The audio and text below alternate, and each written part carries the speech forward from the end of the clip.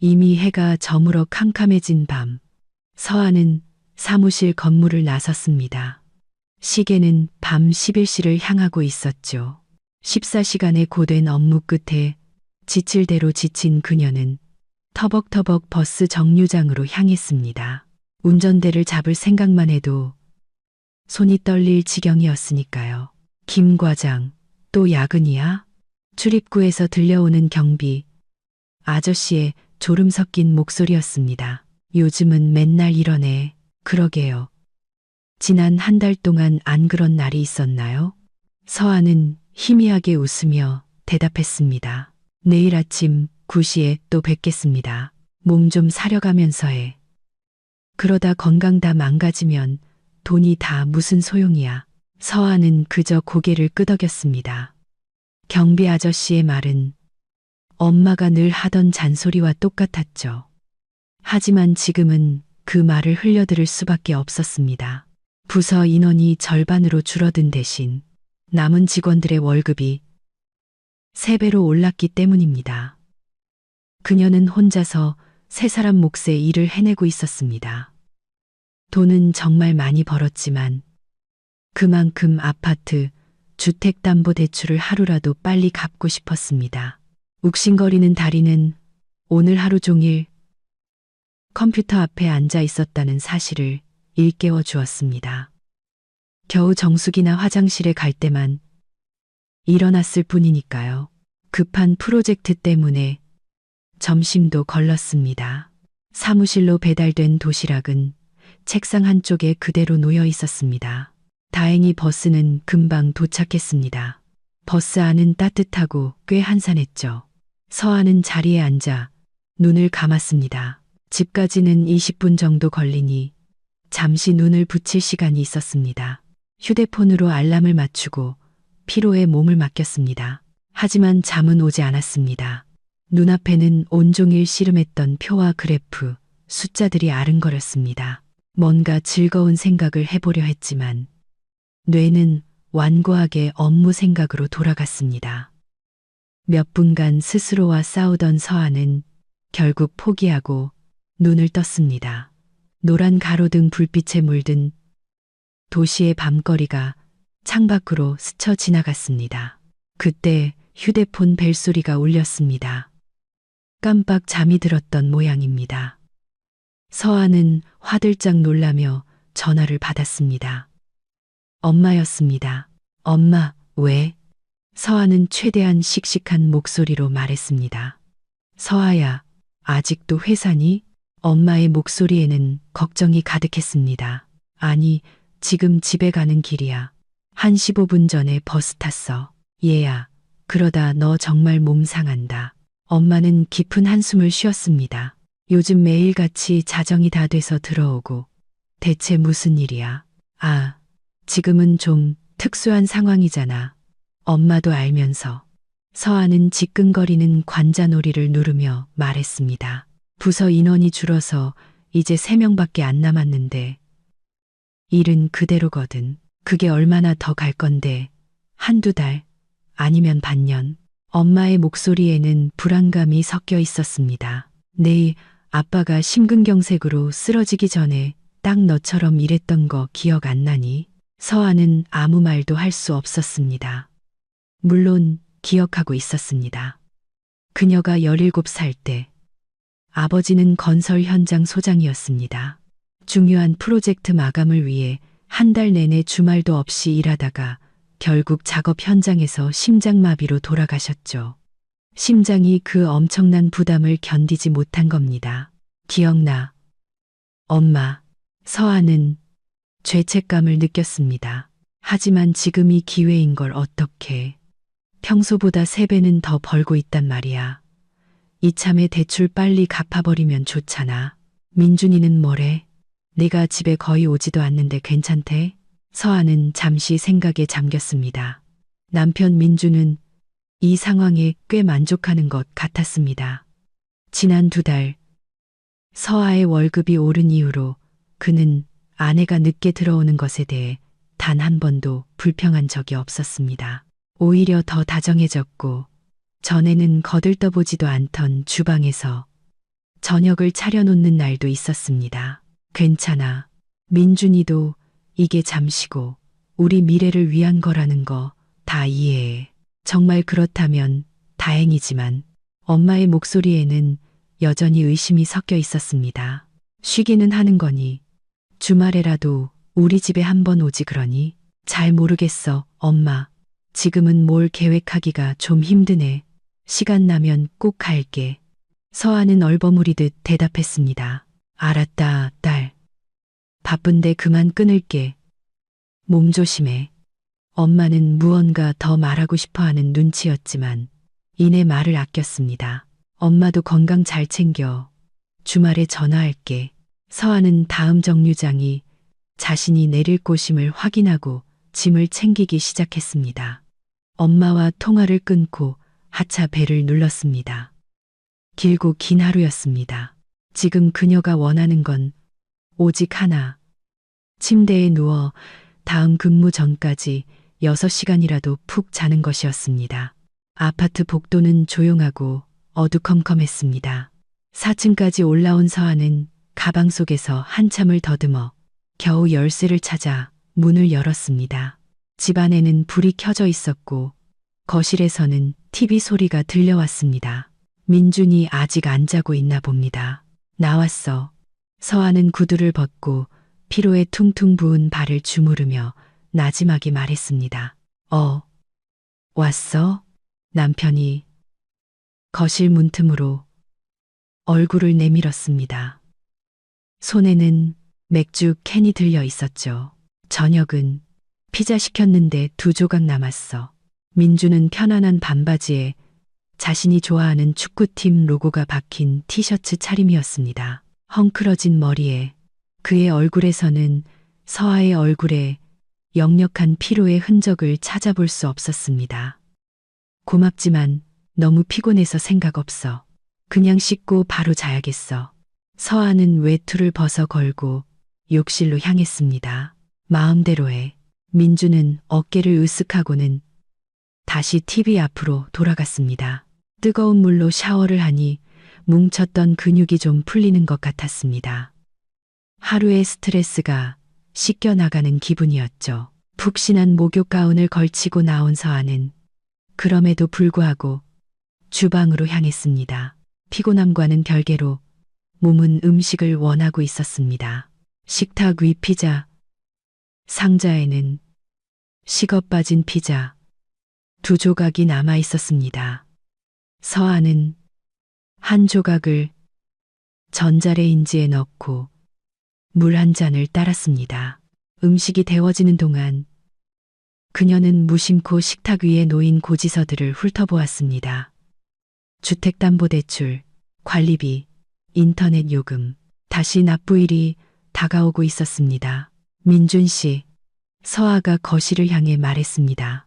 15일이 대출금 나가는 날인 거 잊지 않았지?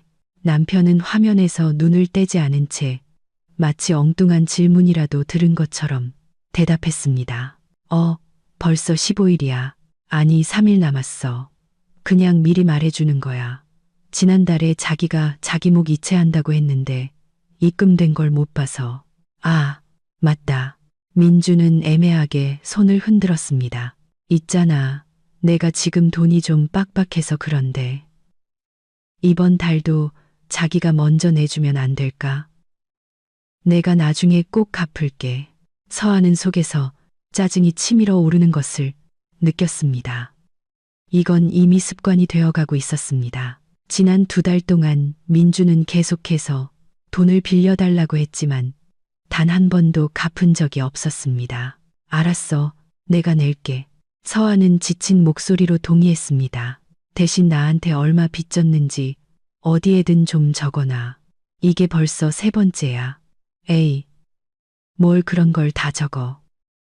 그의 애교 섞인 말투는 보통 서아에게 잘 먹혔습니다. 지금 자기 월급이 3배나 올랐잖아. 그 정도는 괜찮지? 내가 낼 수 있냐 없냐의 문제가 아니야. 서아는 피로감이 분노로 바뀌는 것을 느꼈습니다. 우리는 생활비를 분담하기로 약속했잖아. 그러니까 분담하는 거잖아. 남편은 어깨를 으쓱했습니다. 지금은 자기가 내고 나중에 내가 돈 생기면 내고 B. 전자레인지가 피자가 다 데워졌음을 알렸습니다. 서아는 무의미한 논쟁을 계속하고 싶지 않아 주방으로 돌아갔습니다. 관계에 대해 따지기에는 너무나도 피곤했습니다.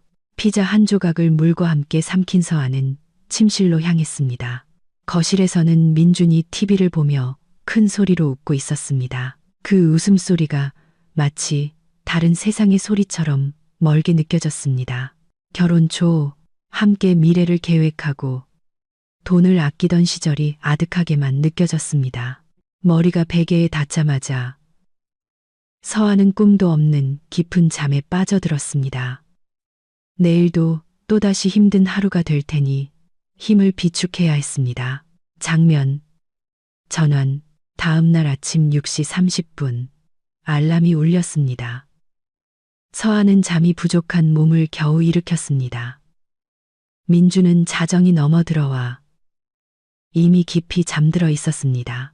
그녀는 남편을 깨우지 않으려 조심스럽게 이불 밖으로 나와 욕실로 향했습니다.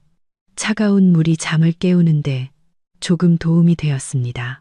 거울에 비친 자신의 모습은 창백했고 눈 밑에는 짙은 다크서클이 자리 잡고 있었습니다. 미간의 주름은 이제 잠을 잘 때도 펴지지 않는 것 같았습니다. 파운데이션으로도 가려지지 않는 피로의 흔적들이 보이기 시작했습니다. 아침을 챙겨 먹을 시간은 없었습니다. 계획보다 15분이나 늦게 일어난 탓이었죠. 서아는 서둘러 옷을 챙겨 입고 텀블러에 진한 커피를 타서 집을 나섰습니다. 민주는 8시까지 자도 괜찮았습니다. 그의 회사는 더 늦게 시작하고 집에서도 더 가까웠으니까요. 아침의 도시는 서늘한 공기와 분주한 사람들로 가득했습니다. 서아는 지하철역으로 향했습니다. 월급이 오르기 전에는 자가용으로 출퇴근했지만 이제는 대중교통을 이용했습니다. 저녁이 되면 너무 피곤해서 안전하게 운전할 자신이 없었기 때문입니다. 지하철 안에서 그녀는 휴대폰으로 업무 메일을 확인했습니다. 밤사이에 온 여러 건의 고객 문의. 오늘 하루도 쉴 틈이 없어 보였습니다. 사무실은 이른 시간임에도 불구하고 윙윙거리는 소음과 커피 향으로 가득했습니다. 몇몇 동료들은 이미 자리에 앉아 있었습니다. 서아는 그들에게 인사를 건네고 자기 자리로 갔습니다.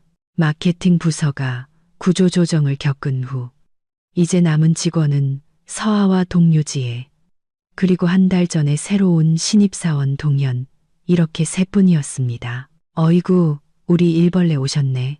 지혜가 의자를 끌고 서아의 책상 옆으로 다가왔습니다. 어제 몇 시까지 있었어? 10시 좀 넘어서. 너는? 서아는 컴퓨터를 켜고 텀블러를 꺼냈습니다. 난 7시에 갔지. 야, 너 월급 오르고 나서부터 완전 좀비 같아. 마지막으로 푹 잔 게 언제야? 기억 안 나? 서아는 솔직하게 인정했습니다. 근데 이것도 잠시야. 부서에 사람 더 뽑으면 괜찮아지겠지. 그동안 넌 혼자 세 사람 몫하면서 미친 보너스를 받으시겠지. 지혜가 말을 이었습니다. 근데 돈이 전부가 아니란 건 잊지 마. 건강이 더 중요해. 너까지 우리 엄마처럼 말한다. 서아가 웃었습니다. 어제 엄마한테 전화 와서 똑같은 잔소리 들었어. 내 엄마가 현명한 분이셔서 그래. 근데 민준 씨는 뭐래? 아내 얼굴도 못 보는데 불평 없어? 서아는 잠시 생각했습니다. 아니, 괜찮은 것 같아. 우리 미래를 위한 거니까 이해해 주더라고. 그래? 지혜는 의심스럽다는 듯이 눈썹을 치켜떴습니다. 신기하네. 내 전 남편 같았으면 내가 1시간만 늦게 들어와도 난리 쳤을걸. 민준 씨는 그런 사람 아니야. 서아는 고개를 저었지만 마음 한구석에서는 작은 의심이 싹됐습니다. 날 지지해줘. 그러시겠지. 지혜는 무언가 더 말하려는 듯했지만 마침 최 부장님이 사무실로 들어와 대화는 중단되었습니다. 하루는 눈 깜짝할 사이에 지나갔습니다. 회의, 프로젝트 작업, 고객 전화, 그리고 책상에서 해결한 점심, 공식적인 업무 시간이 끝났을 때 서한은 이제 막 업무 리듬을 찾은 참이었습니다. 퇴근하던 지혜가 손을 흔들며 너무 늦게까지 있지 말라고 했지만 둘 다 그게 소용없는 조언이라는 걸 알고 있었습니다. 밤 9시쯤 서한은 민준에게서 문자를 받았습니다. 오늘 늦어. 나 태원에 가서 놀려고. 응, 일이 많네. 재밌게 놀아. 왠지 모르게 이 문자는 서아의 마음에 미묘한 불안감을 남겼습니다. 월급이 오르기 전에는 저녁 시간을 함께 보내려고 노력했는데 이제 민주는 다른 즐길 거리를 찾은 것 같았습니다. 한편으로는 그게 당연했습니다. 매일 밤 자신을 집에서 기다리게만 할 수는 없는 노릇이니까요. 하지만 다른 한편으로는 그가 자신의 부재에 너무나도 쉽게 적응한 것 같아 어딘가 씁쓸했습니다. 밤 10시가 다 되어서야 서아는 컴퓨터를 끄고 집으로 갈 채비를 했습니다. 사무실에는 이제 아무도 없었고 경비 아저씨만이 출입구 초소에서 졸고 있었습니다. 또 제일 늦게 가네. 김 과장. 그녀를 본 경비 아저씨가 고개를 저었습니다. 몸을 너무 아끼질 않아. 일이 이런 걸요. 괜찮아요. 오래가진 않을 거예요. 곧 사람 뽑는다니까요. 그러다 큰일 나. 경비 아저씨는 걱정스러운 눈으로 그녀를 보았습니다. 우리 집사람도 그렇게 일만 했어. 악착같이 돈만 모으다가 심장이 못 버텼지. 돈 그거 다 부질없는 거야. 서아는 그저 고개를 끄덕였습니다. 오늘따라 만나는 사람마다 건강 얘기를 했습니다. 하지만 그들은 몰랐습니다. 지금이 대출을 조기 상환할 만큼 충분한 돈을 벌 수 있는 절호의 기회라는 것을요. 그것은 곧 미래의 자유와 안정을 의미했습니다. 집은 조용하고 텅 비어 있었습니다. 민주는 약속대로 친구 집에 가 있었습니다. 주방 식탁에는 메모가 놓여 있었습니다. 냉장고에 파스타 있음. 서아는 음식을 데워 먹었지만 허전함은 채워지지 않았습니다. 이상한 불안감이 그녀를 놓아주지 않았습니다. 저녁을 먹은 후 그녀는 노트북을 켜고 온라인 뱅킹에 접속했습니다. 지난달 월급이 이미 들어와 있었고 액수는 눈을 즐겁게 했습니다. 서아는 그중 일부를 대출 상환 계좌로 이체하고 나머지는 적금과 생활비 계좌로 나누었습니다. 그녀는 대학 시절부터 수입과 지출을 꼼꼼히 기록하고 예산을 계획하는 습관이 있었습니다. 그 습관 덕분에 아파트 계약금을 모을 수 있었죠. 그때 민준도 자기 몫을 보태겠다고 약속했지만 그는 대출을 공동 명의로 하자고 제안했지만 그것마저도 흐지부지 되었습니다. 이제 그들은 대출금을 반반씩 나눠내고 있었습니다. 적어도 그래야만 했습니다. 서아는 가계부로 쓰던 엑셀 파일을 열었습니다. 지난 2달 동안 민준의 기여 항목은 텅 비어 있었습니다. 그는 항상 자기 몫을 낼 수 없는 이유를 찾아냈습니다. 예상치 못한 지출이 생겼다거나 월급이 늦게 들어온다거나 서아는 지금 당장 돈을 내는 것이 자신에게 더 쉽다는 것을 알기에 스캔들을 일으키지는 않았지만 남편의 빚을 꼼꼼하게 기록해 두었습니다. 그 돈을 돌려받을 생각은 아니었지만 모든 것을 기록하는 습관이 더 강했습니다. 민준이 이미 빚진 금액을 본 서아는 미간을 찌푸렸습니다. 꽤 큰 액수였습니다. 이건 대출금만 계산한 것이고 그녀가 종종 자기 돈으로 냈던 관리비나 다른 공공요금은 포함되지도 않았습니다. 예전에는 지출을 명확하게 나눴습니다. 민주는 인터넷과 케이블 TV 요금을, 그녀는 전기와 수도 요금을, 그리고 나머지 청구서는 반반씩 냈습니다. 하지만 이제는 아무런 상의도 없이 대부분의 가게 예산을 그녀가 책임지고 있었습니다. 그럼 걔는 자기 월급을 다 어디에 쓰는 거지? 문득 그런 생각이 들었습니다. 예전에는 이런 질문을 해본 적이 없었습니다. 그들은 공동 계좌를 만든 적이 없었고 각자 자기 돈을 관리하며 공동 경비로 일정 금액을 냈습니다. 하지만 이제 민준이 점점 더 자주 돈을 빌리고 가게에 내는 돈이 줄어들면서 이 질문은 중요해졌습니다. 불편한 생각이었기에 서아는 애써 떨쳐내려 했습니다. 결국 월급이 오른 건 자신이었습니다. 어쩌면 아내가 훨씬 더 많이 버는 것에 대해 그가 불편해하고 있을지도 모릅니다. 남자 자존심이란 복잡한 것이니까요. 그녀는 부서에 신입사원이 들어오고 자신의 업무량과 월급이 정상으로 돌아오면 상황이 나아지리라 기대하며 이 문제를 꺼내지 않기로 했습니다. 서아는 노트북을 닫고 샤워를 하러 갔습니다. 뜨거운 물이 하루의 피로를 씻어주자 눈꺼풀이 무거워졌습니다. 남편이 돌아오기를 기다리지 않고 침대에 누운 그녀는 거의 바로 잠이 들었습니다. 한밤중에 시끄러운 소리에 잠이 깼습니다. 민준이 돌아온 것이었습니다. 술에 꽤 취한 것 같았죠. 주방에서 무언가 덜그럭거리는 소리를 내더니 욕실로 들어가 물을 틀었습니다. 서아는 시계를 보았습니다. 새벽 2시 30분이었습니다. 내일도 일찍 일어나야 하는데 어겠어. 남편이 어둠 속에서 속삭이며 이불 속으로 들어왔습니다. 이제 깼네. 서아가 졸린 목소리로 대답했습니다. 어떻게 놀았어? 최고였지. 태호가 새로 산 게임 있는데 시간 가는 줄 모르고 했네. 민준이 그녀를 끌어안았습니다.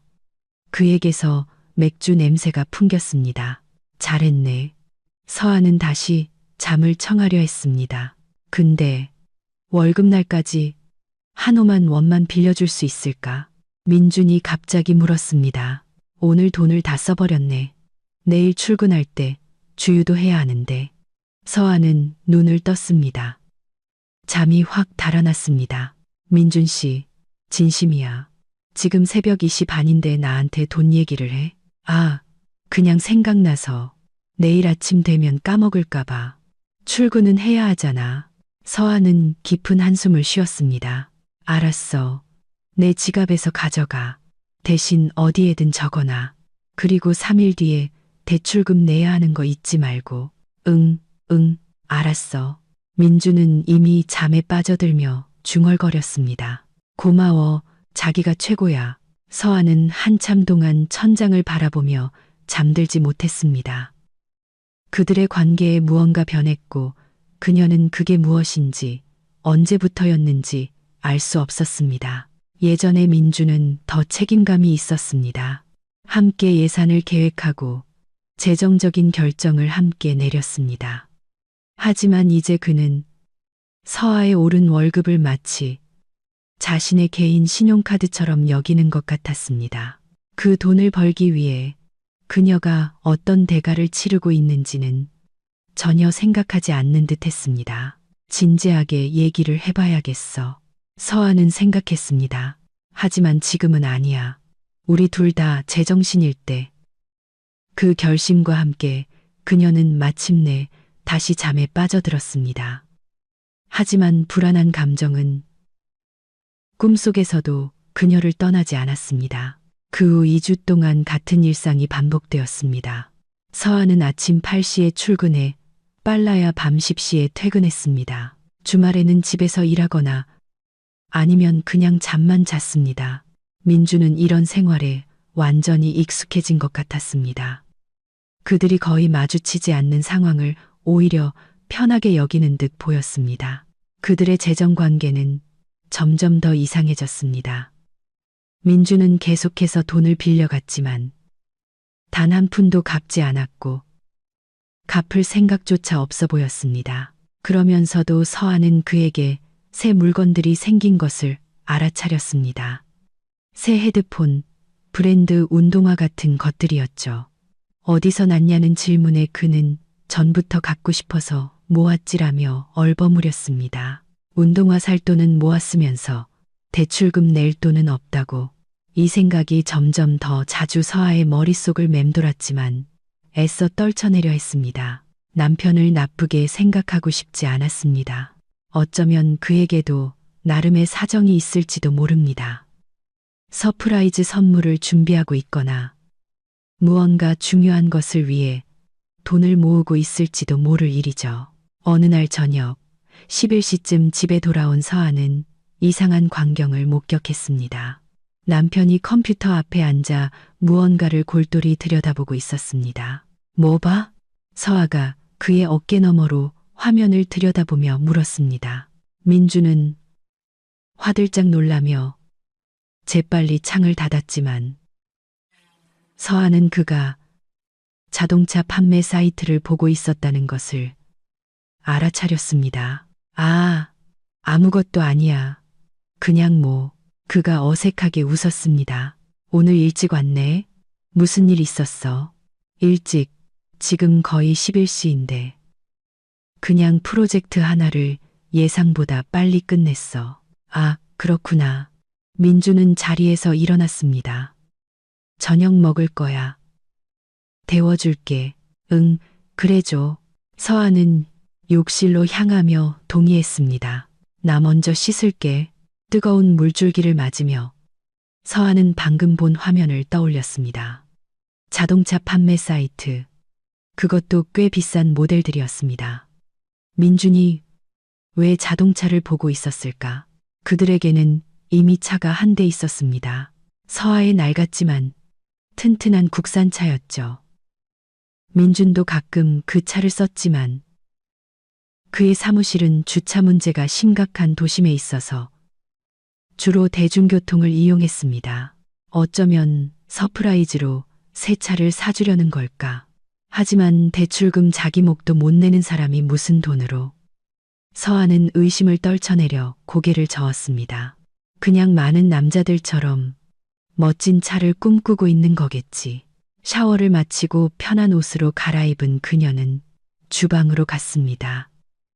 민주는 냉장고에서 어제 저녁에 먹다 남은 음식을 서아야, 우리 얘기 좀 해. 그가 갑자기 진지한 목소리로 말하며 식탁 맞은편에 앉았습니다. 무슨 얘기? 서아는 내심 긴장했습니다. 이런 톤은 보통 좋은 소식을 예고하지 않았으니까요. 우리 부모님 곧 결혼기념일이잖아. 30주년. 아, 그렇네. 크게 축하드려야지. 선물도 좋은 걸로 하고. 바로 그 얘기야. 민주는 잠시 말을 멈췄습니다. 내 생각엔 이번엔 좀 제대로 된 선물을 해드려야 할 것 같아. 부모님이 나한테 해주신 게 얼마나 많은데. 서아는 속으로 경계심을 품었습니다. 남편이 부모님이 나한테 해주신 게 얼마나 많은데라는 말을 시작할 때는 보통 그녀가 큰 돈을 써야 한다는 의미였습니다. 그럼 제주도 여행권이라도 끊어드릴까? 아니면 좋은 온천 여행이라도. 여행권? 남편이 피식 웃었습니다. 아니, 난 좀 더 실질적인 걸 생각했어. 예를 들면 서아는 최악의 상황에 대비했습니다. 예를 들면 자, 그는 서아의 반응을 살피며 조심스럽게 말했습니다. 서아는 자신이 잘못 들었나 싶어 눈을 깜빡였습니다. 차, 지금 농담하는 거지? 아니, 완전 진심이야. 민주는 눈도 깜빡이지 않고 그녀를 쳐다봤습니다. 부모님 타시는 차. 이제 거의 폐차 수준이잖아. 새 차가 필요해. 민준 씨, 제정신이야? 서아는 속에서 분노가 치솟는 것을 느꼈습니다. 차는 엄청 비싸. 우리가 그 돈이 어디 있어? 돈 있잖아. 그가 차분하게 대답했습니다. 자기가 지금 돈 잘 벌잖아. 그리고 비상금 모아둔 것도 있는 거 알아. 그건 우리 대출 빨리 갚으려고 모으는 돈이지. 당신 부모님 차 사드리려고 모으는 돈이 아니야. 이봐, 우리 부모님이잖아. 민준이 짜증을 내기 시작했습니다. 우리 부모님한테 그 정도 선물도 못 해줘. 당신 부모님이라서 문제야. 서아는 자신의 귀를 믿을 수 없었습니다. 그분들이 어떤 분들인데 우리 집에 오실 때마다 무슨 오물이라도 보는 듯한 표정으로 오시는 분들이잖아. 말 좀 가려서 해. 민준이 발끈했습니다. 부모님은 당신한테 잘해주셔. 잘해준다고? 서아가 씁쓸하게 웃었습니다. 어머님이 내가 한 음식은 손도 안 대시는 거 기억 안 나. 내 옷차림, 머리 스타일. 심지어 몸매까지 계속 지적하시는 건 그게 잘해주는 거야? 우리 엄마는 그냥 내가 좋은 아내랑 살았으면 해서 걱정돼서 그러는 거야. 잔소리가 아니라. 서아는 심호흡을 하며 마음을 가라앉히려 했습니다. 남편과 그의 부모님에 대해 논쟁하는 것은 소용없는 일이었습니다. 그는 항상 그들 편을 들었으니까요. 좋아. 그 얘기는 그만하자. 근데 본론으로 돌아가서 우리가 왜 그분들께 차를 사드려야 하는데? 그건 미친 짓이야. 뭐가 어때서? 민주는 진심으로 의아해했습니다. 자기가 직접 말했잖아. 월급이 3배로 올랐다고. 그래, 내가 돈을 더 버는 건 맞아. 서아가 천천히 말했습니다. 하지만 그 돈은 우리 미래를 위한 거지. 당신 부모님을 위한 게 아니야. 우리 미래는 좀 미뤄도 돼. 하지만 부모님은 아니야. 지금 당장 차가 필요하시다고. 부모님이 차가 필요하다고 누가 그래? 서아가 의심스러운 눈초리로 물었습니다. 벌써 그분들이랑 얘기 다 끝낸 거야. 민주는 순간 망설였습니다.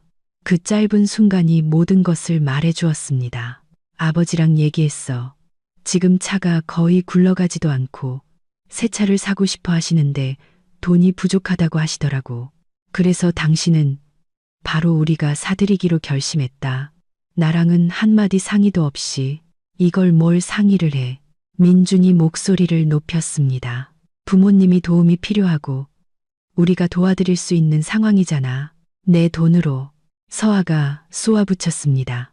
근데 궁금하네. 당신 돈은 다 어디 갔어? 당신도 일하잖아. 당신 월급으로 사드리면 되겠네. 내 월급으로 차를 어떻게 사? 당신도 알잖아. 내 월급으로는 되고. 서아는 속이 부글부글 끓는 것을 느꼈습니다. 당신은 내 의견은 묻지도 않고 그냥 통보하는 거네. 서아야, 드라마 좀 그만 찍어. 민준이 그녀의 손을 잡으려 했지만 서아는 뿌리쳤습니다. 가족이잖아. 서로 도와야지. 가족. 서아의 목소리에 차가운 강철 같은 기운이 서렸습니다. 지금 당신 부모님 얘기하는 거야? 아니면 우리 얘기하는 거야? 내 생각엔 당신은 이미 오래전에 누구 편에 설지 결정한 것 같은데. 여보, 당신이 원하든 원하지 않든 우리 부모님 결혼기념일에 차 사드릴 거야. 그 돈이 당신 돈이라도 상관없어. 이미 다 결정된 일이야. 전자레인지가 삐 소리를 내며 음식이 다 데워졌음을 알렸지만 아무도 신경 쓰지 않았습니다. 민준 씨, 서아가 한 글자 한 글자 힘주어 말했습니다. 나는 당신 부복개님께 차를 사드리지 않을 거야.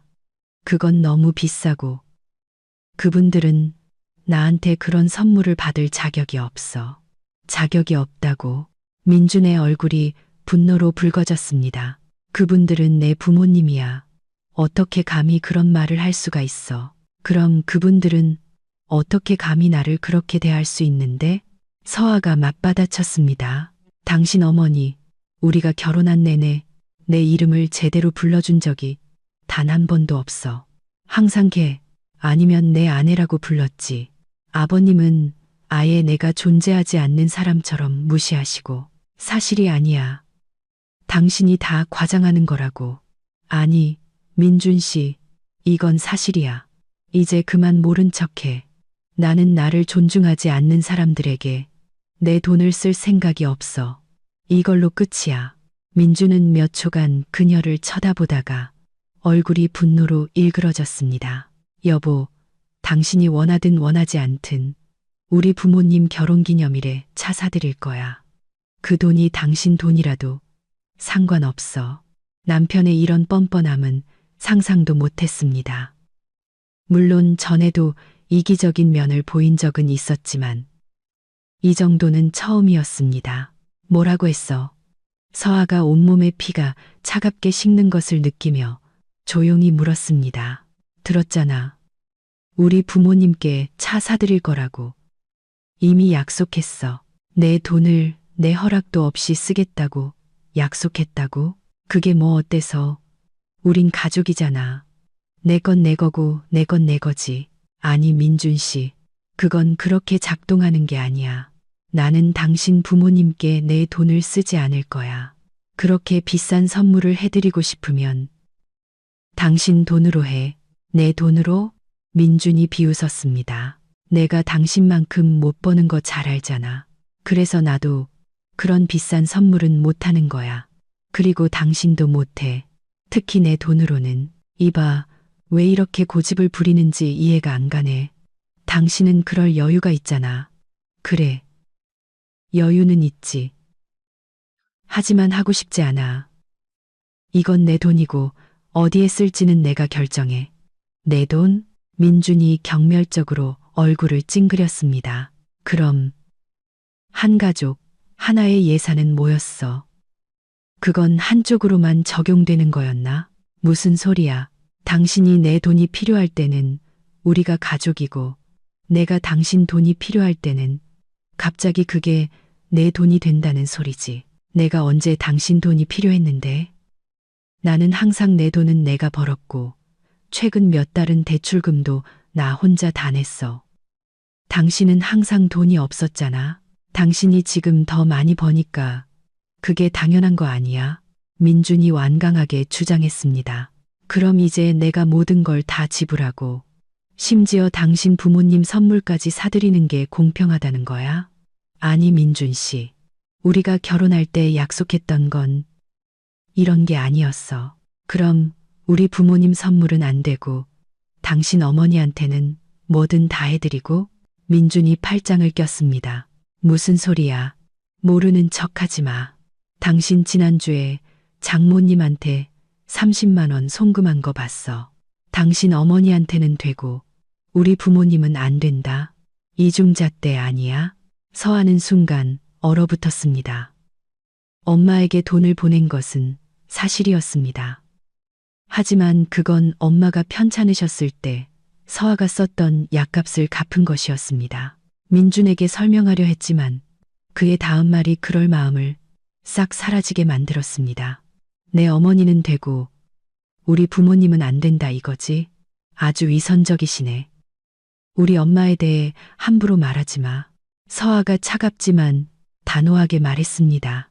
그 돈은 내가 예전에 빌렸던 약값 갚은 거야. 하지만 그게 중요한 게 아니지. 어차피 당신은 어떻게든 엄마를 도울 핑계를 찾았을 거잖아. 우리 부모님은 낡아 빠진 고물차나 타고 다니게 내버려 두고. 첫째, 당신 부모님은 소득이 충분하셔. 둘째, 당신에겐 형도 있잖아. 그가 도울 수도 있지. 그리고 셋째, 이게 가장 중요한데, 만약 그분들이 돈도 없고 다른 자식도 없었더라도 나는 그분들께 차를 사드리지 않았을 거야. 왜? 그분들은 단 한 번도 나를 존중해 준 적이 없으니까. 우리가 결혼한 내내 말이야. 나는 나를 없는 사람, 취급하는 사람들에게 피땀 흘려번 내 돈을 쓸 생각이 없어. 그분들은 당신이 딱 그 정도 대접받을 만하니까 그렇게 대하는 거야. 그 말은 서아의 뺨을 때리는 것 같았습니다. 그녀는 남편이 그런 말을 할 수 있다는 것을 믿을 수 없다는 듯 말없이 그를 쳐다보았습니다. 그 순간 그녀 안에 무언가가 끊어졌습니다. 그들을 함께 묶어주던 마지막 실 한 가닥이 있잖아. 서아가 그의 눈을 똑바로 쳐다보며 천천히 말했습니다. 당신이 그렇게 생각한다면 우리 더 이상 할 얘기가 없네. 내 집에서 나가. 뭐? 민주는 당황했습니다. 이런 반응은 예상하지 못했던 것입니다. 들었잖아. 나가라고. 내 집에서. 당신이 감히 그런 말을 하고 그런 돈을 요구한다면 이 집에 더 이상 발붙일 생각 마. 이건 우리 공동명의 집이야. 아니, 이 집은 내 명의로 되어 있고 첫 계약금도 내가 모은 돈으로 냈어. 당신은 약속과 달리 한 푼도 보태지 않았고. 진심이야? 고작 차 한 대 때문에 날 쫓아내는 거야. 민주는 분노와 당혹감이 뒤섞인 표정이었습니다. 아니, 나는 당신이 나에 대한 진심을 보여줬기 때문에 당신을 쫓아내는 거야. 나는 당신에게 그저 돈을 퍼주는 지갑일 뿐이었어. 당신과 당신 가족을 기쁘게 하기 위한 수단. 에라이 미친 X. 민준이 욕설을 내뱉었습니다. 그래, 쫓아내라. 쫓아내. 너 같은 여자는 나 아니면 아무도 안 만나줘. 이제 엄마 아빠한테나 가서 살아. 오히려 아무한테도 쓸모없는 건 당신 같은 사람이지. 돈이나 구걸하고 다니는 주제에. 서아의 속은 분노와 상처로 들끓었지만 목소리는 차분했습니다. 민준의 얼굴이 분노로 일그러졌습니다. 순간 손이라도 올라갈 것 같았지만 그는 참았습니다. 대신 침실로 달려가 서랍을 거칠게 열고 자기 물건들을 꺼내기 시작했습니다. 뭐 하는 거야? 서아가 그를 따라가며 물었습니다. 보면 몰라. 네가 원하는 대로 나가주잖아. 지금 당장. 서아는 그가 정말로 즉시 짐을 싸서 나갈 줄은 몰랐습니다. 뭐야? 벌써 후회돼. 늦었어. 네가 자초한 일이야. 그는 옷장에서 스포츠 가방을 꺼내 옷을 쑤셔 넣기 시작했습니다. 서아는 이 모든 것을 어딘가 초연한 놀라움으로 바라보았습니다. 1시간 전만 해도 그들은 평범한 부부였습니다. 비록 평화롭지는 않았지만 재정 문제에 대해 논의하고 있었죠. 열쇠는 두고 가. 민준이 가방 지퍼를 잠그고 출구로 향할 때 서아가 말했습니다. 그는 멈춰서서 몇 초간 분노에 찬 눈으로 그녀를 쳐다보더니 주머니에서 열쇠 꾸러미를 꺼내 아파트 열쇠를 분리한 후 현관 옆 탁자 위에 던졌습니다. 두고 봐. 후회하게 될 거야. 그는 마지막 말을 남기고 문을 쾅 닫고 나가버렸습니다. 서아는 닫힌 문을 바라보며 복도에 서 있었습니다. 이상하게도 그녀는 이 모든 일이 실제로 일어났다는 것을, 어이없는 자동차 한 대 때문에 자신의 결혼 생활이 방금 끝났다는 것을 믿을 수 없었습니다. 아니, 차는 그저 마지막 지푸라기였을 뿐입니다. 진짜 문제는 민준이 항상 자신의 부모를 그녀의 이익보다 우선시했다는 것. 그녀의 노력과 수고를 전혀 가치 있게 여기지 않았다는 것에 있었습니다. 서아는 천천히 주방으로 걸어가 식탁에 앉았습니다. 전자레인지 안의 음식은 오래전에 식었지만 중요하지 않았습니다. 입맛이 완전히 사라졌으니까요. 그녀는 시계를 보았습니다. 거의 자정이었습니다. 내일 또 출근해야 하는데 방금 남편을 집에서 쫓아냈습니다. 머릿속에는 내가 무슨 짓을 한 거지? 라는 생각만 맴돌았습니다. 하지만 그 뒤를 이어 다른 생각이 떠올랐습니다. 아니, 잘한 일이야. 나를 소중히 여기지 않는 사람의 ATM으로 사는 건 이제 끝이야. 그녀는 엄마에게 전화할까 생각하다가 이내 그만두었습니다. 이런 이야기를 하기엔 너무 늦은 시간이었습니다. 게다가 뭐라고 말해야 할까요? 엄마, 민준이가 자기 부모님께 내 돈으로 차 사주려고 해서 쫓아냈어. 바보같이 들릴 말이었습니다. 실제로는 훨씬 더 깊은 문제였지만요. 남은 밤을 뜬 눈으로 지새웠습니다. 잠을 잘 수도 명확하게 생각할 수도 없었습니다. 머릿속에는 민준과의 대화 조각들, 과거의 다툼에 대한 기억, 미래에 대한 생각들이 뒤섞여 있었습니다. 이제 어떻게 되는 걸까? 이혼, 아니면 그가 정신을 차리고 잘못을 깨닫고 화해하게 될까? 아침이 되자 그녀는 결정을 내렸습니다. 이혼을 서두르지는 않을 것입니다. 둘 다 시키고 생각할 시간을 가질 것입니다. 하지만 한 가지는 확실했습니다. 더 이상 자신을 돈줄로 이용하게 두지 않을 것입니다. 그걸로 충분했습니다.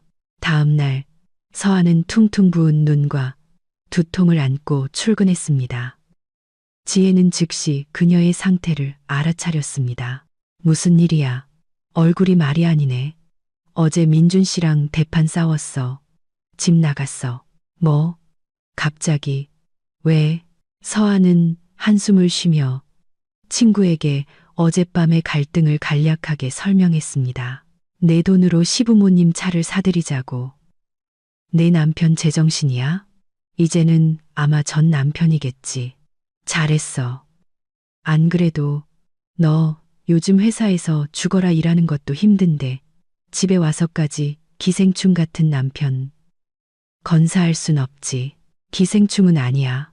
서아는 자동적으로 반박했지만 친구의 말에 일리가 있다는 것을 부인할 수 없었습니다. 그들의 관계에 좋았던 시절도 분명 있었지만 지금의 민준을 생각하면 기분이 씁쓸했습니다. 업무 시간은 안개 속처럼 흘러갔습니다. 서아는 기계적으로 업무를 처리했지만 생각은 계속 어제의 다툼으로 돌아갔습니다. 민준에게서는 아무런 연락이 없었습니다. 어디서 잤을까? 부모님 댁, 친구 집, 호텔에 묵을 돈은 없을 텐데 저녁이 되어서야 마침내 엄마에게 전화할 용기를 냈습니다. 엄마, 나 할 얘기가 있어. 우리 민준 씨랑 헤어질 것 같아. 엄마는 놀란 듯 했지만 충격을 받은 것 같지는 않았습니다. 무슨 일이 있었니? 서아는 다시 한번 어제의 갈등을 최대한 객관적으로 설명했습니다. 딸아, 엄마는 잠시 침묵한 뒤 부드럽게 말했습니다. 어쩌면 이렇게 될 일이었는지도 몰라. 요즘 너는 일 얘기, 피곤하다는 얘기만 했지. 민준이랑 어디를 같이 갔다거나 뭘 했다거나 미래를 꿈꾼다는 얘기는 한 번도 한 적이 없어. 마치 그냥 룸메이트 같았어. 부부가 아니라. 서아는 생각에 잠겼습니다. 정말로 최근 몇 달간 그들의 관계는 텅 비어 있었습니다. 저녁이나 주말에 잠깐 스쳐 지나갈 뿐이었죠. 하지만 그건 잠시뿐이었어. 부서의 인원이 부족해서 그런 거였고, 나는 이 돈 모아서 대출 빨리 갚으려고 했던 거야. 우리 둘 다를 위해서. 내가 정말 민준이도 그렇게 생각한다고 확신하니? 그가 내 목표와 우선순위를 공유했다고 생각해? 서아는 침묵했습니다. 이 질문은 그녀가 밤새 그리고 온종일 스스로에게 던졌던 질문이었습니다. 민준이 과연 재정적 독립을 향한 그녀의 열망을 공유했을까? 아니면 그에게 돈은 그저 순간적인 쾌락을 얻기 위한 수단이었을까? 모르겠어. 엄마, 예전에는 그랬던 것 같은데 이제는 잘 모르겠어. 딸아, 어쩌면 이게 더 나은 일일지도 몰라. 나중에 아이가 있고 더 많은 것을 공유하게 된 10년 뒤에 서로 다른 가치관을 가진 사람이라는 걸 깨닫는 것보다 지금 아는 게 나아. 엄마의 말에는 일리가 있었지만 그렇다고 마음이 편해지는 것은 아니었습니다. 나 이제 어떻게 해야 해? 그냥 계속 살아가는 거야. 너 자신과 그에게 시키고 생각할 시간을 줘. 만약 사랑이 진짜라면 화해하고 문제를 해결할 방법을 찾을 거야. 그렇지 않다면 인연이 아니었던 거지. 엄마와의 통화 후 서아는 조금 안도감을 느꼈습니다. 적어도 엄마는 그녀가 끔찍한 실수를 저질렀다고 생각하지 않았습니다. 그들의 결별에 크게 놀라지도 않았죠. 마치 오래전부터 예상했던 것처럼 3일이 지났지만 민주는 나타나지 않았습니다. 전화도 문자도 없었죠. 서아도 먼저 연락하지 않았습니다. 그가 먼저 손을 내밀어야 한다고 생각했습니다. 결국 돈을 요구한 것은 그였으니까요.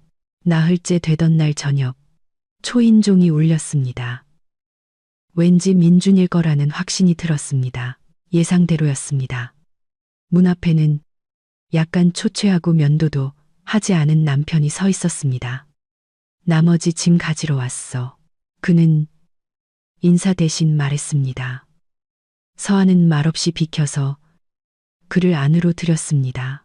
사과든 비난이든 화해 요청이든 무엇이든 예상했지만 이런 사무적인 태도는 아니었습니다. 민주는 침실로 들어가 남은 물건들을 챙기기 시작했습니다. 그럼 이게 정말 끝이야. 대화할 생각도 없어.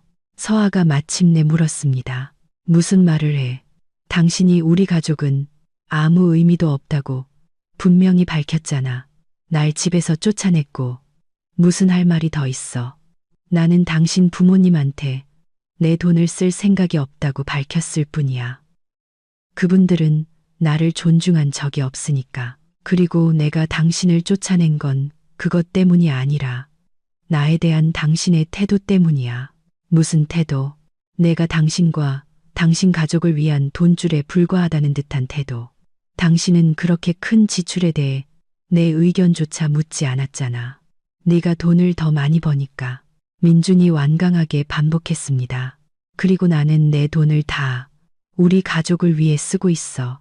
정말? 서아가 회의적인 표정으로 물었습니다. 정확히 어디에? 새 운동화, 친구들과의 술자리. 대체 무슨 가족을 위한 일에 당신 월급을 쓰는데? 민주는 이런 직설적인 질문에 준비가 안 된 듯 시선을 피했습니다. 이제 내 모든 지출을 감시하겠다는 거야? 내 돈이야. 내가 벌어서 내가 쓰고 싶은 대로 쓰는 거라고. 바로 그거야. 서아는 목소리를 높이지 않았지만 그 안에는 강철 같은 힘이 있었습니다. 그건 당신 돈이고 당신이 원하는 대로 쓰는 거지. 그런데 왜 내 돈도 당신 거라고 생각해? 왜 내가 우리 가족을 부양하는 것뿐만 아니라 당신 부모님까지 책임져야 하는 건데? 우린 가족이니까. 가족은 상호 지원이야. 하지만 우리 관계는 일방적이었어. 나는 우리 미래를 위해 죽어라 일하는데 당신은 자기 월급을 유흥비로 다 쓰고 심지어 내 돈으로 당신 부모님 차까지 사달라고 하잖아. 그건 지원이 아니라 착취야. 민준 씨. 민주는 입을 열어 반박하려다 이내 다물었습니다. 그는 아내의 시선을 피하며 계속해서 짐을 쌌습니다. 지금 어디서 지내? 서아가 잠시 후 물었습니다. 부모님 댁에서. 집 구할 때까지만. 서아는 고개를 끄덕였습니다. 그럴 줄 알았습니다. 나 이혼 소송할 거야. 그게 우리 둘 다를 위해 최선일 것 같아. 민주는 마침내 그녀를 쳐다보았습니다. 진심이야. 고작 말다툼 한 번 때문에. 이건 그냥 말다툼이 아니야. 우리가 인생, 돈, 가족을 얼마나 다르게 보는지 보여주는 지표야. 나는 그냥 지갑이 되고 싶지 않아. 민준 씨. 나는 파트너가 되고 싶어. 당신은 그 차이를 모르는 것 같고. 민주는 짐 싸기를 마치고 가방 지퍼를 잠갔습니다. 좋아. 마음대로 해. 말리지 않을게. 그는 그녀를 쳐다보지 않고 지나쳐 문으로 향했습니다. 문턱에서 그는 멈췄습니다. 이번 달 관리비는 내가 냈어. 그러니까 나한테 빚진 건 없어. 고마워. 서아는 이 예상치 못한 행동에 놀라 그 말밖에 할 수 없었습니다. 문이 닫히고 그녀는 다시 혼자 남았습니다. 이상하게도 지금 그녀는 슬픔도 분노도 후회도 느끼지 않았습니다. 오직 피로감과 마치 오랫동안 무거운 배낭을 메고 있다가 마침내 내려놓은 듯한 이상한 해방감뿐이었습니다. 다음 날 서아는 법원에 이혼 서류를 제출하기 위해 회사에 반차를 냈습니다. 최 부장님은 이해심 있게 대해주었습니다. 물론이지. 필요하면 내일 하루 더 쉬고. 김 과장은 그동안 너무 무리했어. 서아는 감사히 고개를 끄덕였습니다. 이혼 절차는 빠르고 비교적 고통 없이 진행될 것으로 보였습니다. 서류를 제출한 후 서아는 민준에게 문자를 보내 자신의 행동과 그들이 함께 출석해야 할 첫 재판 날짜를 알렸습니다. 그는 이응라는 짧은 답장을 보냈고 그 후로 그들은 더 이상 연락하지 않았습니다. 저녁에는 엄마에게 전화해 자신의 결정을 알렸습니다. 엄마, 나 이혼 서류 냈어. 엄마는 몇 초간 침묵했습니다. 정말 네가 원하는 게 그거라고 확신하니? 응. 민준 씨랑 나는 너무 달라.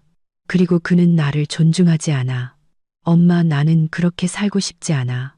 그렇다면 내 결정을 지지할게. 힘들면 언제든 나한테 와도 돼. 고마워, 엄마. 서아는 감사함에 눈물이 핑 도는 것을 느꼈습니다. 하지만 나 괜찮아. 그냥 새로운 삶에 익숙해질 시간이 필요할 뿐이야. 내가 잘 해낼 거라는 거 알아. 넌 강한 아이니까. 항상 그랬어. 엄마와의 통화 후 서아는 한동안 조용히 창밖의 도시 야경을 바라보았습니다. 자유로움과 동시에 공허함이 그녀를 채웠습니다.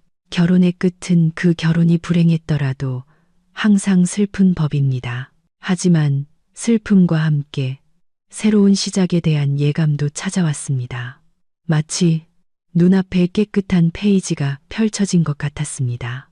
이혼 서류를 제출한 지 이틀 후 서아는 시어머니에게서 전화를 받았습니다.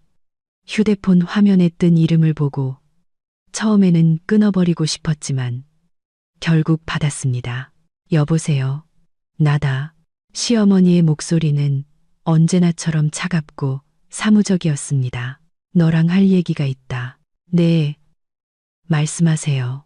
네가 민준이랑 이혼 소송을 했다고 들었다. 내 생각엔 너무 성급한 결정이야. 너희는 가정을 지키려고 노력해야 해. 서아는 심호흡을 하며 평정심을 유지하려 애썼습니다. 어머님, 걱정해 주시는 건 감사하지만 이건 저와 민준 씨가 내린 결정이에요. 결정. 민준이는 충격받았어. 내가 걔를 집에서 쫓아내고 이제는 이혼까지 하자고. 고작 그깟 말다툼 때문에. 말다툼 때문이 아니에요. 인생과 돈, 가족에 대한 근본적으로 다른 태도 때문이에요. 그리고 마지막 결정타는 제 동의도 없이 제 돈으로 어머님 아버님께 차를 사드리겠다는 그의 요구였고요. 아, 그래서 그랬구나. 시어머니의 목소리가 얼음장처럼 차가워졌습니다. 남편 부모님한테 돈 쓰는 게 아까웠다 이거지. 네가 그렇게 인색한 애인 줄은 몰랐네. 돈 문제가 아니라 태도의 문제예요. 그는 항상 자기 가족의 이익을 제 이익보다 우선시했고 어머님은 그게 당연하다고 생각하시는 거고요. 당연하지. 시어머니가 분개했습니다. 걔는 우리 아들이야. 우리를 돌봐야 할 의무가 있어.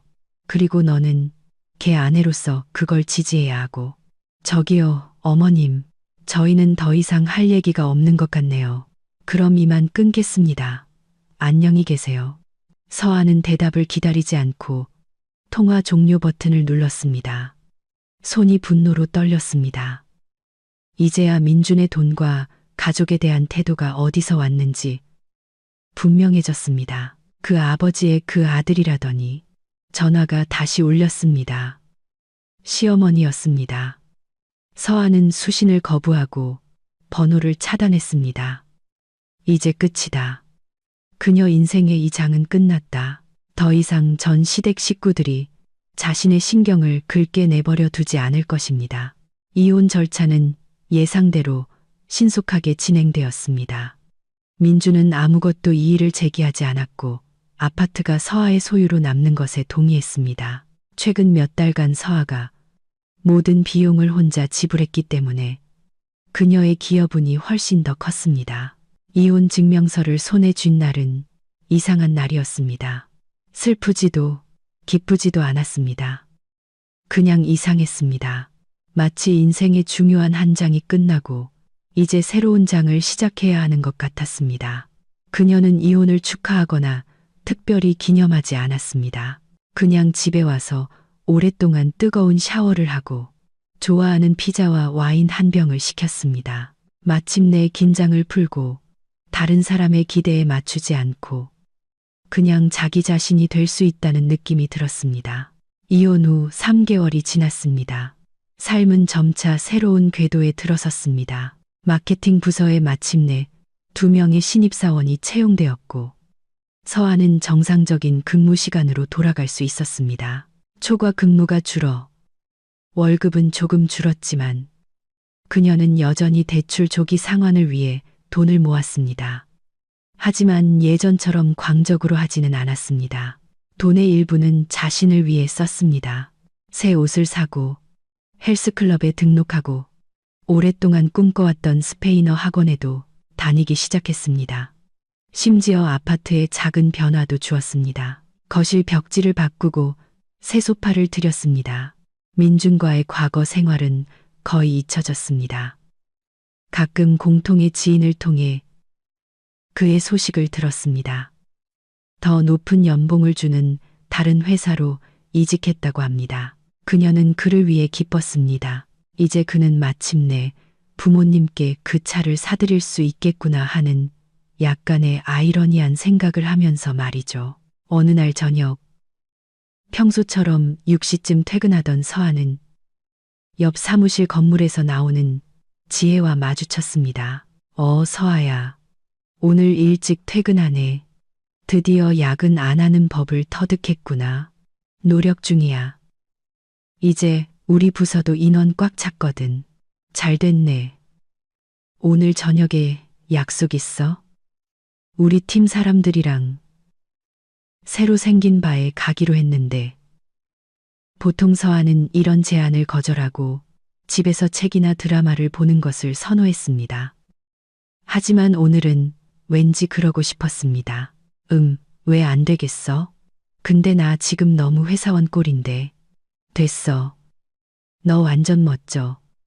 어두워서 아무도 모를 거야. 두 사람은 웃으며 지하철역으로 향했습니다. 반은 아늑하고 조명이 은은하며 좋은 음악이 흐르는 곳이었습니다. 지혜는 서아를 자기 친구들에게 소개해 주었습니다. 저녁은 즐겁게 흘러갔습니다. 이렇게 시끌벅적한 곳에 온 것이 얼마만인지 서아는 일, 돈, 대출, 전 남편에 대한 생각 없이 그저 즐기는 법을 잊고 있었다는 것을 깨달았습니다. 이쪽은 지훈 씨. 키가 크고 미소가 멋진 남자가 그들의 테이블로 다가오자 지혜가 말했습니다. 옆 사무실에서 일하는 재무분석가야. 안녕하세요. 이서아입니다. 한지훈입니다. 말씀 많이 들었습니다. 안 좋은 얘기는 아니었으면 좋겠네요. 서아가 웃었습니다. 좋은 얘기만요. 훌륭한 전문가시고 책임감도 강한 분이라고요. 그거 완전 재미없는 사람처럼 들리는데요. 전혀요. 요즘 세상에 그런 사람 찾기 힘들죠. 그들은 이야기를 나누기 시작했습니다. 지우는 흥미로운 대화 상대였습니다. 똑똑하고 유머 감각이 있었지만 잘난 척하는 태도는 없었습니다. 그는 서아의 말을 주의 깊게 듣고 적절한 질문을 던졌습니다. 서아는 놀랍게도 그와 함께 있는 것이 편안하다는 것을 깨달았습니다. 이혼 후 그녀는 새로운 만남, 특히 남자와의 만남을 그다지 원하지 않았습니다. 하지만 지우는 그녀에게 긴장감이나 방어적인 태도를 유발하지 않았습니다. 그와 함께 있으면 마음이 편안했습니다. 저녁은 눈 깜짝할 사이에 지나갔습니다. 바가 문을 닫을 시간이 되자 지우는 서아를 집까지 바래다 주겠다고 했습니다. 괜찮아요. 혼자 갈 수 있어요. 그러실 수 있다는 거 알아요. 하지만 늦었고 안전하게 들어가시는 걸 확인하면 제가 마음이 편할 것 같아서요. 그의 말에는 그녀를 약하게 보는 듯한 뉘앙스 없이 순수한 배려가 담겨 있었습니다. 서아는 동의했습니다. 집으로 가는 길에 그들은 계속 대화를 나눴습니다. 지우는 최근 유럽에서 대규모 프로젝트를 마치고 돌아왔다고 했습니다. 저도 얼마 전까지 그런 상황이었어요. 거의 24시간 내내 일했죠. 그럴 만한 가치가 있었나요? 지훈이 흥미롭게 물었습니다. 재정적으로는요. 대출 조기 상환을 위해 꽤 큰 돈을 모을 수 있었으니까요. 하지만 개인적인 삶의 관점에서는 제 결혼 생활이 그 스케줄을 견디지 못했거든요. 죄송합니다. 아픈 얘기를 꺼낼 생각은 아니었어요. 괜찮아요. 시간이 꽤 지났고 이제는 괜찮아요. 그들은 그녀의 집 앞에 도착했습니다. 지우는 저녁 식사에 초대해달라고 조르지 않고 신사적으로 작별 인사를 했습니다. 단지 저녁 식사에 초대하기 위해 전화해도 괜찮은지 물었을 뿐입니다. 서아는 놀랍게도 그러라고 대답하는 자신을 발견했습니다. 민준과의 일 이후로 그녀는 이렇게 빨리 새로운 관계를 맺을 준비가 될 줄은 몰랐습니다. 하지만 지우는 완전히 다른 사람이었습니다. 그에게서는 외적인 매너뿐만 아니라 그녀를 한 인격체로서 존중하는 내적인 태도가 느껴졌습니다. 그들의 첫 번째 진짜 데이트는 일주일 후에 이루어졌습니다. 지우는 그녀를 작고 아늑한 이탈리안 레스토랑에 초대했습니다. 계산은 그가 했지만 너무나 자연스럽게 해서 서아는 어색함을 느끼지 않았습니다.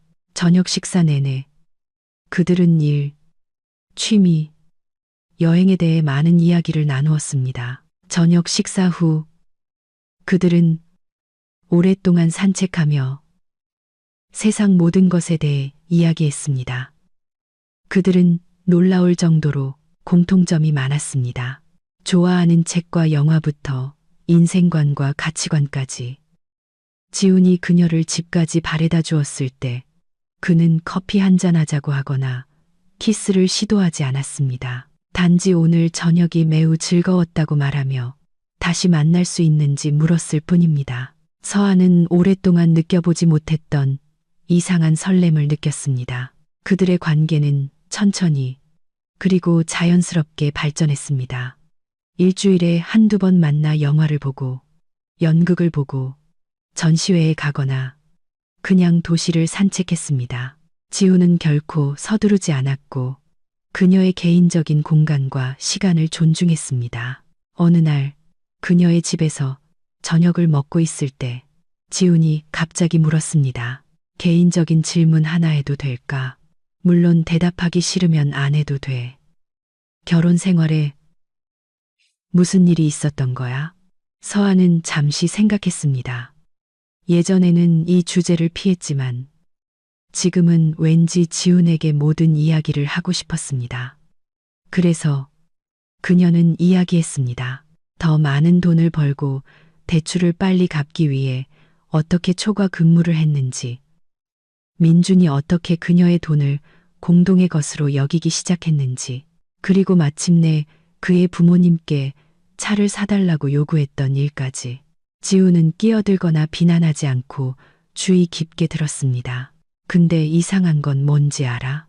서아가 이야기를 마치며 말했습니다. 나는 그를 완전히 비난하지는 않아. 어쩌면 내가 정말 너무 많이 일했고 우리 관계의 시간을 거의 할애하지 않았을지도 몰라. 내가 곁에 있었다면 모든 것이 다르게 풀렸을지도. 아니면 그냥 두 사람이 너무 다른 가치관을 가진 사람들이었고 언젠가는 그게 드러났을 뿐일지도 몰라. 지훈이 부드럽게 말했습니다. 정말 그렇게 생각해? 응. 돈, 노동, 의무에 대한 태도는 그 사람의 깊은 가치관을 반영해. 이런 문제에서 부부의 견해가 너무 다르면 감정이 아무리 강하더라도 조화로운 관계를 구축하기 어려워. 서아는 생각에 잠겼습니다. 그의 말에는 일리가 있었습니다. 그녀와 민주는 세상을, 특히 재정 문제를 너무나 다르게 보았습니다. 그녀는 항상 절약하고 지출을 계획하고 미래를 생각했습니다. 그는 오늘을 살았고 내일을 생각하지 않고 순간적인 욕망에 돈을 썼습니다. 고마워. 들어주고 비난하지 않아서. 비난할 게 뭐가 있어.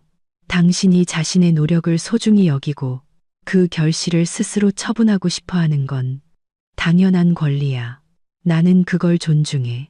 이 단순한 말들이 서아가 민준에게서 들었던 모든 말과 너무나도 달라서 그녀의 눈에는 눈물이 고였습니다. 지우는 그것을 알아차리고 부드럽게 그녀의 손을 잡았습니다. 괜찮아? 응, 그냥 고마워서. 그는 부드럽게 그녀를 끌어안았고 서아는 오랜만에 진정으로 보호받고 이해받는 느낌을 받았습니다. 그들의 관계가 시작된 지 반년이 지났습니다. 서아와 지우는 여전히 함께 살지는 않았지만 거의 매일 만났습니다. 지우는 결코 그녀의 재정적 독립을 침해하지 않았고 항상 비용을 분담하거나 자신이 지불했지만 다른 남자들에게서 그녀를 짜증나게 했던 그 과시적인 제스처는 없었습니다. 모든 것이 좋았습니다. 그리고 서아는 지금처럼 행복했던 적이 없었습니다. 이상 오늘의 사연이었습니다. 좋아요와 구독 부탁드리며 다음 시간에 더 흥미로운 이야기로 찾아뵙겠습니다.